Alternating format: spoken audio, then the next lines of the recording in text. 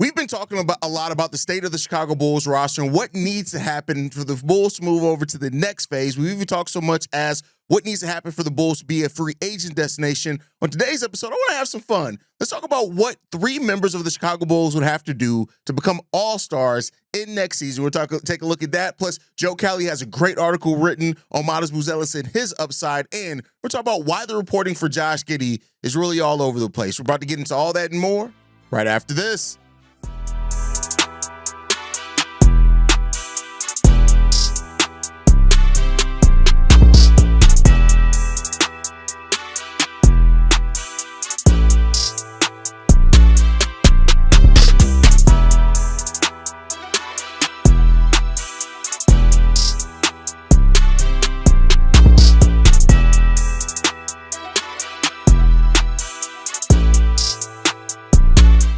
What's going on, Bulls fans? Welcome to another episode of Chicago Bulls Central, your number one spot for everything Chicago Bulls related. I'm the host there, Hayes, but more importantly, you guys can follow the channel at Bulls Central Pod on every social media platform we happen to be on. With that said, let's go ahead and get into this content for today, y'all. And I want to have a fun topic today, right? Like a lot of times we can get so analytical here and what's going on with the Bulls, breaking down, stats and things like that, that I want to have just a fun topic. And one of the more fun things to talk about is how the Chicago Bulls can get an all-star on their team. And I think, when you look at it, I've identified 3 players that I think have the best chance to be all-stars for the Chicago Bulls. Now, I am in no way saying that it's likely these guys become all-stars for the Bulls, but I do think that these are the guys that have the best chance to be all-stars this year. And so I wanted to look at this and start this off by first, comparing these players to other ones. And I think when you look at the 3 players that we chose, they each have a different way that they can get there. Coby White, Josh Giddey, Matas Buzelis. Those are the 3 players that I chose here as the most likely for different ways. Coby and Josh are very different in how they would have to get there. But for that, we'll explain that as we go through the episode, right? So the one that I think has the most likely pathway to become an all-star is Coby White. And not to say that, again, that Coby is likely to be an all-star, but I do think when you look at the path that he has to get there, there is something that you can make a case for. As a scorer, it becomes a little bit easier to make the all-star team, and I think that's the route that Coby would have to do to get there to be an all-star in this year. When you look at some players that were all-stars last year at that guard position, for example, right? Dame Lillard, 24.9 points per game. Kyrie Irving, 24.7 points per game. On top of that, Jalen Brunson, 26 points per game. Tyler Hero, 24 points per game, basically, when it came down to that for him. Trae Young, 24 points per game. So I think for Coby White to even be in the conversation to be an all-star in the 2025-26 season, which again, it'll be the 2026 All-Stars because the All-Star game happens in February, I think that that's the first thing. Coby White would have to average 24 points per game at a bare minimum from the beginning of the season. Not these spurts where Coby White gets hot and gets cold, things like that. Coby White would have to be a 25 point per game score from the start of the season, meaning from month 1 all the way leading into the end of January. That's about where Coby White would have to be. Now, when you look at the start of Coby White's season last year, for example, in the month of October, he averaged 19 points per game. In the month of November, he averaged 18 points per game. In the month of December, he averaged 17 points per game. Then he didn't start getting over to 19 consistently until the end of the season. And then, of course, in March, where he averaged 27 points per game and 22 points per game in the month of April, Coby White would have to start off averaging 25 points per game to get there. Keep in mind, Coby White, for what it's worth, was the 31st leading scorer in the NBA last year, which being top 30 is pretty damn good. But, to be an all-star, you have to be more than that. Now, the players that were primarily scorers that got in there, they got in there in a different way as well, right? Like Coby, the 4.5 assists per game are actually pretty in line with where most players that were scorers and how they got into it, right? So you look at Donovan Mitchell, for example, 5 assists per game, really solid there. As far as that, Tyler Hero, 5.5 assists per game. Jalen Williams as the guard, 5 assists per game, 21 points per game. Jalen Brunson, 7 assists per game, right? Him, of course, and Trae Young averaged the most assists at that. Even Kyrie Irving, 4.6 assists. So 25 points, 5 assists at the bare minimum is probably what you're looking at for Coby White to get into that. Now, he also averaged 3.7 rebounds per game. I think as a guard, that's perfectly area for him to do that in. And for Coby, the shooting percentages aren't that far off from most All-Stars either. 37% from three-point range last season. That's solid enough. That's going to get you there. The 45% from the field goal percentage. That's solid enough. That's going to get you there if you're averaging 25 points per game. So Coby, now we don't know what that role is going to be, but as a scorer, Coby White's going to have an opportunity to get in there, but he is going to have to be on point with scoring from the start, from day one of the season, leading into the All-Star break. And this is a season where, you know, if you're looking for Coby to do that, this is probably the best season to bet on that. One, he's going to have the same role that he had to finish off last season for the first time in, God, maybe his whole career, where he's coming into the same exact role that he finished off the season with. So that's important. Health, of course, is going to be important. We'll say that for everybody. But I think when you look at the fact that now Dame not playing, Kyrie, even though he was in the West, but he's not going to be there either. There's an open opportunity for another guard to get in there. Tyler Hero, I don't think, even though Tyler Hero was an All-Star last year, that it's somebody who can't be passed up. That's going to have to be the path that Coby White's going to have to use if he wants to get into that. It's going to have to be being an efficient scorer from day one of the season, and keep everything else roughly about the same as what it was last year. You get up to 25 points per game, and doing that, I think that's going to get you some votes. Now, a thing that we can't really speak to too much here is the national television part of it, because the fan vote does matter into this as well. We don't know how many national televised games the Bulls are going to have. It's probably not going to be a lot. So therefore, Coby's going to really have to do some of the highlight reel stuff that gets him in highlights on ESPN, that gets him on those type of things that kind of the more casual fans can buy into. When you really look at it, last season, there are only 16 players in the NBA that averaged over 24 points per game. And so if Coby can get into that 25 area, when you look at the 25, there are only 10 players in the league that averaged over 25 points per game. Coby White can get to 25 points per game. I think that's a pathway for Coby White to become an all-star next season for the Chicago Bulls. Let me know what you guys think on that down below. Now, I already know there are some people, especially my Josh Giddey stands that listen to the show, were saying, well, Hayes, why do you think Coby White has a better chance than Josh Giddey to get into being an all-star? And I think it comes down to, Josh Giddey's play style. So that's the next player we're going to talk about. Well, how can Josh Giddey, at then 23 years old, he'll be 23 years old by the next All-Star game, become an All-Star? And I think when you look at Josh Giddey, it's a mixture of all the things that he brings together, as well as some of the perceived limitations of him that would hurt him from being able to get in there. Josh Giddey finished the season over the last couple of months averaging basically a triple-double. Over 20 points, 10 rebounds, almost 10 assists, almost a triple-double. I think that and that would be asinine for me to expect Josh Giddey to average a triple-double. If he does, great. I'm not going to go into something expecting that. That's a bit much to expect from a player. But I think if you're looking at Josh Giddey, I think that you're looking at, with his unique, because he's not a scorer. He can score, but he's not some huge scorer, right? So I think if you're looking at Josh Giddey getting there, a more legit path, I think you got a bare minimum 18 points per game and 10 assists. I think Josh Giddey would have to be one of the leading assist guys in the league, as well as at least scoring 18 points per game to get in there in the All-Star. This isn't what it used to be, where more traditional point guards were more plentiful, and therefore, those guys that had those assist numbers, those savants would get you in there. It's not really that. But the reason why I'm focusing in on that 10 assist mark, when you look at it, there are only 4 players in the NBA last season that averaged over 9 assists per game for the entire season. And all those players were all-stars. Trae Young at 11, Nikola Jokic at 10, Tyrese Halliburton at 9, Cade Cunningham at 9. You need all those players, in my personal opinion. You need to average, for the type of player that Josh Giddey is, you need to average that 10 assists. I think that 10 assist mark alone, with at least 18 points per game, which we know he's capable. He's going to have the ball in his hands a lot in the Chicago Bulls offense.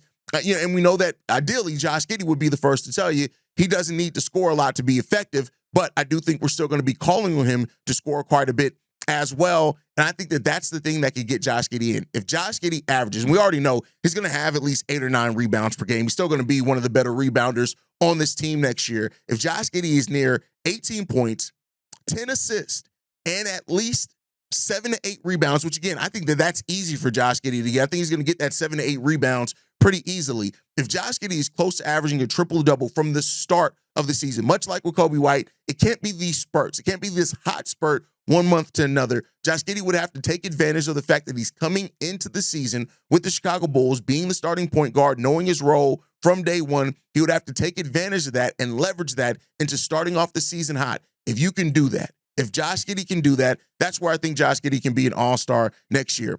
As I said, he's only had 1 year of his NBA career where he averaged less than 7 assists. And when you look at that, it's been closer to 8, 7.8, 7.9, 8 last season for the Bulls. I think the 7 or 8 assists are there. I mean, 7 or 8 rebounds. Sorry, those were rebounds, not assist numbers. As long as he's there with the rebounds, the other two things, they got to be there. 18 points, 10 assists. You get to that. If Josh Giddey's averaging 10 assists for you to start the season off, he's going to get in there as an all-star. I don't care how you feel about Josh Giddey. Those are going to be numbers that can get him in there in those all-star votes. But much like with Coby White, Josh Giddey's going to have to do that consistently. And the consistency matters even more because the Bulls aren't going to be on national TV a lot. So they got to get in there a little bit more in doing those things. And I think that's going to be important for the Chicago Bulls. So let me know what you guys think down below. Not if, but what would Josh Giddey have to do, in your opinion, to be an all-star next year, and be reasonable with it. But let me know what you guys think on that down below. The last player is Matas Buzelis. Now, Matas is going to have a difficult call for, but the reason why I put Matas Buzelis on this list, as far as I didn't just focus on Coby White and Josh Giddey, is because there are times where the hype around a player can get them into being, now you still have to have a certain level of production, but the hype around a player can propel a player to get into that all-star. And I think when you look at Matas Buzelis, on top of the Bulls putting him everywhere, the NBA has also used him. When you look at their the analysts that they use, the correspondents that they use in the finals, and the fact that one of those was Matas Buzelis, I think that there's a pathway to that. Now, you look at all-stars, not every all-star has a crazy amount of stats. Now, most of them do, but not every all-star does that. Now, of course, Matas is more likely to be in whatever version of the Rising Stars competition that they use next year. That's the most likely path for Matas Buzelis. But with Matas being somebody who is on the precipice of taking the keys for the Bulls, I've said it before, he's on the precipice of doing that. I don't think that happens this season. I think that if it does happen, it happens next season. But for Matas to get there, I think that Matas would have to, at bare minimum, average 20 points per game. On really solid efficiently, Matas would have to be not only take a step defensively, but Matas would have to score on some of the better players in the league. I think when you look at forwards, with the skill set that Matas Buzelis has, of being able to be more of a point forward, to be able to do these things, that gets you to being, that gets you to a lot of opportunity to be there. Again, he's going to be hurt a little bit, hurt a lot of bit, because the Bulls probably aren't going to be on national TV a lot. And so therefore, the casual fan, if they're not a Bulls fan, how much are they going to realistically see Matas Buzelis, I think, is a fair question here when it all comes down to it. But Matas, the hype around Matas being in an opportunity, especially with playing somebody like Josh Giddey. I just talked about Josh Giddey averaging 10 assists per game. If he does that, I think a large chunk of that, Matas Buzelis was the 4th most assisted player by Josh Giddey last year. He was behind players like Zach LaVine, right? It was Zach LaVine.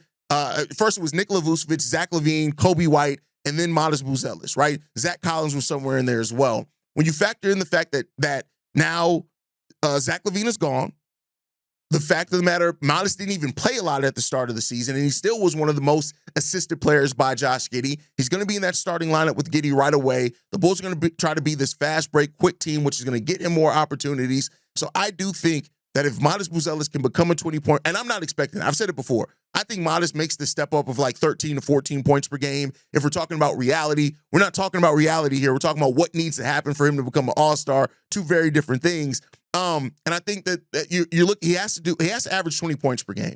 He would have to average 20 points per game. If you average 20 points per game as a second-year player in the NBA, that gets you close to being there, because people are going to be looking at it like, hey, who's this rookie that's doing these type of numbers? Now, it would still have to be decent efficiency. He would still have to step up in the big moments, meaning that there's going to have to be some big shots that he hits and big opportunities he takes advantage in. It's a long shot, but the hype around Matas, the way that the Bulls are putting Matas in their own media things, the way that the NBA has also used Matas Buzelis in some media things, it's a little bit of a sliver that can get him in there.